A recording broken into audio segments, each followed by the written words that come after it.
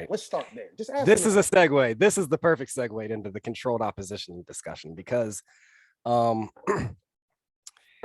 got my list here, my list of influential people. I did a top 25, and then I did an honorable mention, and then I did unpopular but still influenced me.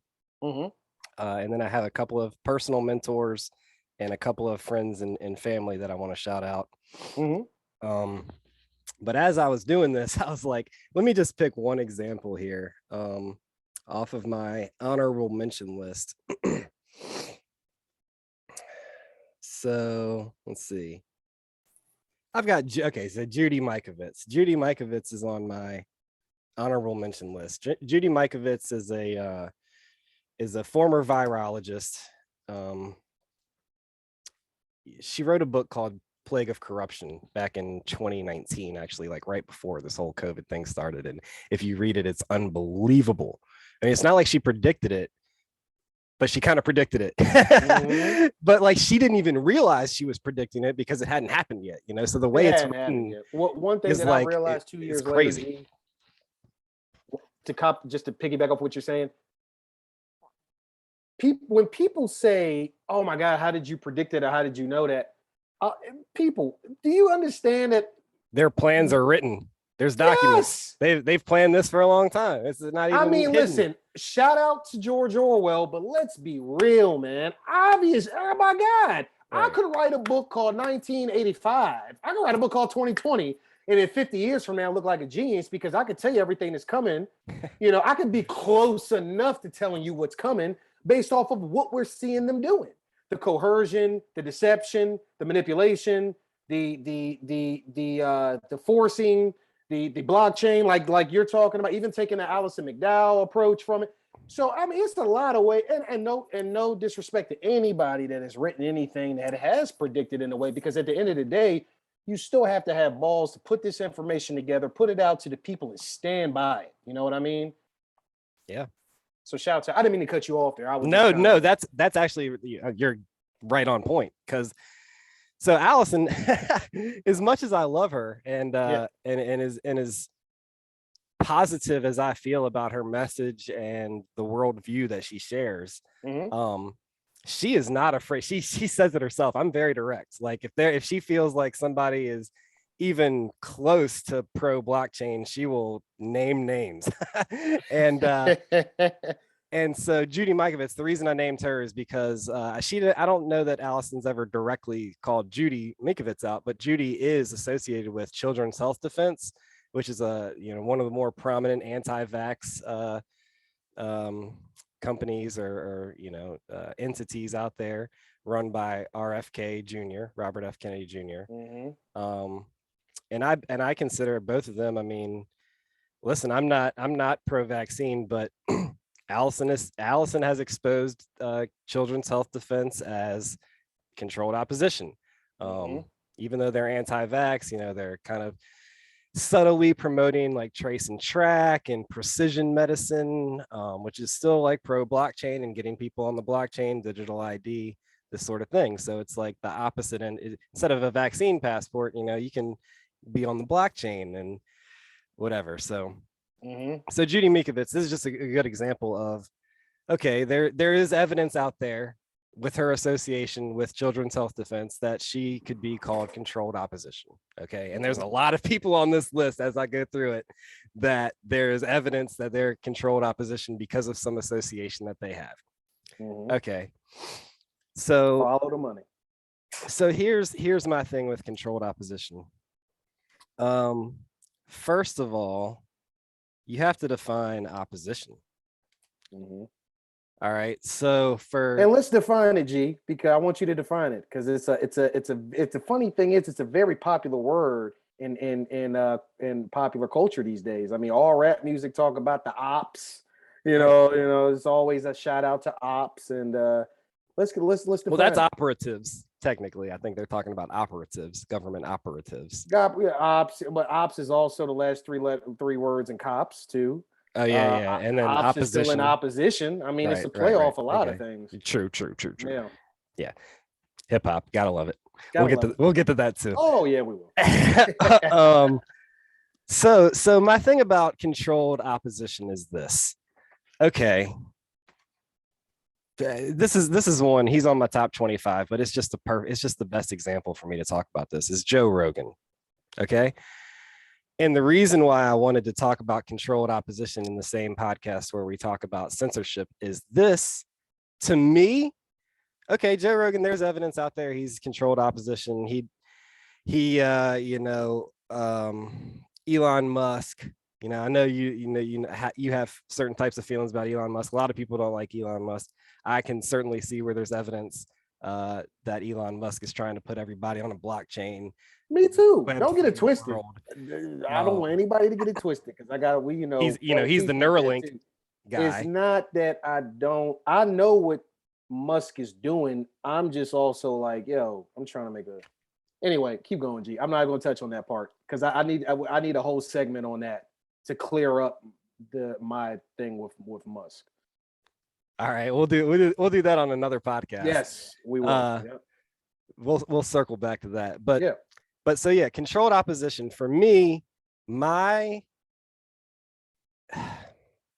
right. So I'm not smart enough, and I haven't fleshed these thoughts out. I'm going to be talking my thoughts out with you, right? Okay. So I haven't fleshed this out enough to like have it dialed in, but I know where I want to go with what I want to say here. So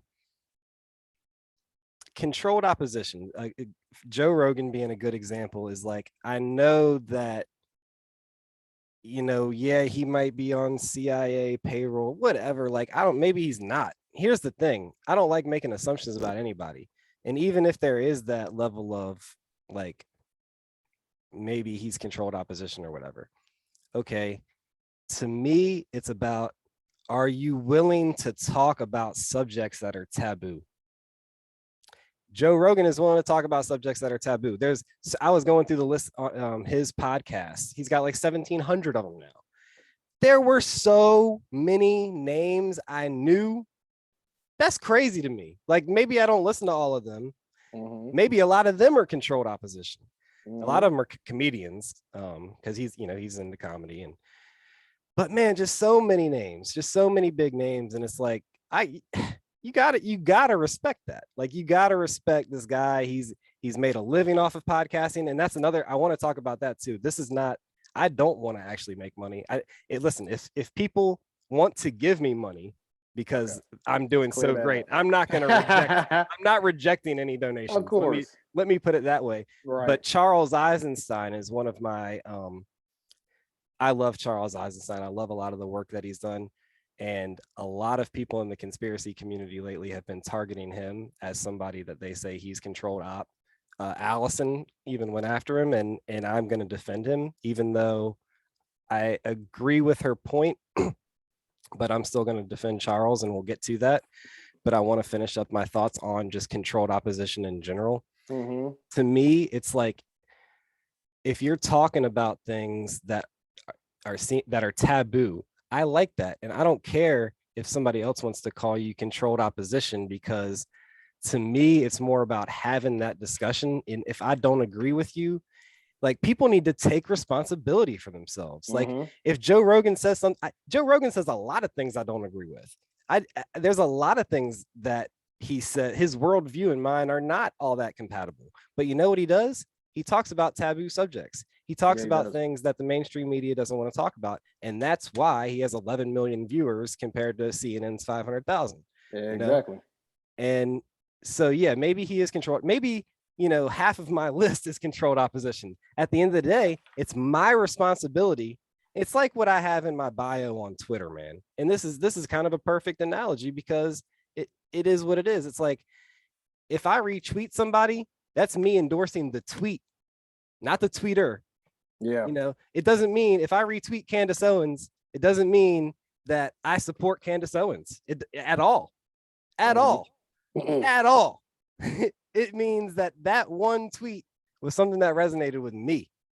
And so and I feel people need to take that approach to everything in life. Of course, but they for what you agree to. Yeah. Just because Fauci or Gates or Rogan or Musk or Ben Stewart, I don't care. It's they say they're responsible for what they say. You're responsible for what you hear. You're responsible for what you incorporate into your life, what you agree to, and what you choose to act upon. So, controlled opposition or not, when people are discussing taboo topics in interesting ways, I'm going to listen to that. Absolutely. I agree with that. And here, but you know, and that's sort of it's funny because I mean, that's sort of where I'm at with Musk too, though. It's like, you know, his job is not to be Rogan. Okay. So he's not going to go as far as Rogan, but a lot of the stuff that Musk talks about and points out is like, yo, he's a nerdy, witty way of telling you to look this direction, or and he could be controlled op too. I Exactly. agree with It's the him a lot same. of the time. What I do we disagree with listen? him a lot of the time. First of all, It's me too. That's exactly. the thing. Yeah. First of all, anybody that has a major platform is to be questioned. I don't care. Yeah, I do not care. Agree, You 100%. cannot get to a certain part of the pyramid in Without this making matrix some sort of deal without somewhere making along the line. some sort of deal I with agree. somebody. I Don't agree. care. So I no matter who I'm liking, tweeting, retweeting, or endorsing, if you're not locally homegrown, I already got an eye race to you, whether I support you or not. And if I support you, it's because this is how I feel about entities like Rogan and Musk and them. Listen, more so Rogan and Musk, because I get it. Like Rogan, at least we know he was a real human, and he was not real human. We know he was a real just regular person who started a pod and blew up from that. You know, the Musk was he though? Because he was like Fear Factor host, and he was on the Man Show and stuff. Very, very true. He might have been groomed. He might very have been true groomed for this. Very true. And but regardless, my coming point back to is, that though, he talks about things that are taboo to talk about, and that's in ways, in intellectual ways. He has guests on that know how to speak to topics, whether they're muddy in the waters or not. It's your responsibility to figure out what the water is and what the mud is. It's not, if they're getting paid to muddy the waters, that's their job. It's on you to figure it out. Okay, great point. An even better analogy than Musk to compliment to Rogan would be the first person that ever made me say, you know what, this dude's nuts, but this shit kind of makes sense. And that was why am I drawing a blank on his name? Not Michael Moore. Michael Moore could be one of them, but I'm specifically talking about the other guy. The guy's always ranting and raving. What's his name? Alex Jones. Alex Jones, right? Yeah, no, that was one of my first ones too. First ones. And listen. And listen. And he's clearly, you talk about the definition of controlled opposition. But why would I care? You know why? Because if you listen to it, no matter how extreme he might be, all of the topics. There's some gems. The topics that he's talking about is the topics that you need to say, yo, he might be nuts with what he's saying, or I don't want to believe him, but let me go look into what he's talking about, because the stuff that people be canceling, it's so funny. G, I rant about this all the time when we talk. The same shit that you're canceling is the same shit that you can literally go find on the CDC website, right? Like literally, you think that it's some tinfoil hat conspiracy theorist just rambling shit off, when you can literally take most of the stuff people say and find that it's actually true. It's not. That's what's so funny about people canceling people with stuff, when it's like, before you cancel, why don't you go look into it and just tell me what you find first? Then cancel all you want to, or do whatever. But same thing. Alex Jones, Rogan, all of these guys. I mean, whatever. It's like they're talking about, like you said, taboo topics that will at least bring you to the, they say you can't bring a horse to a water, you can't bring it to the water and make it drink. It at least will bring you to the pond.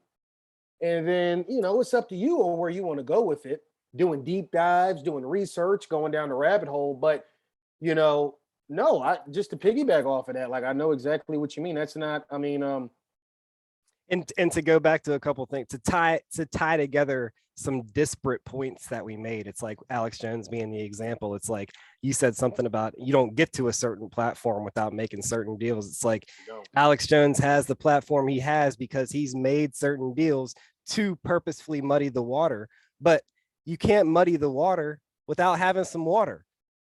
So there's a lot of true gems in there, but he has to do the crazy stuff so that the media can then turn around and portray him as crazy Alex Jones so that you then discredit the true things that he's saying. That's a very popular tactic used. That's a very popular tactic used amongst folks like BOB and many other entities that have started conversations that, regardless of if you agree on them or not, why don't you just look into them? I bet look into them.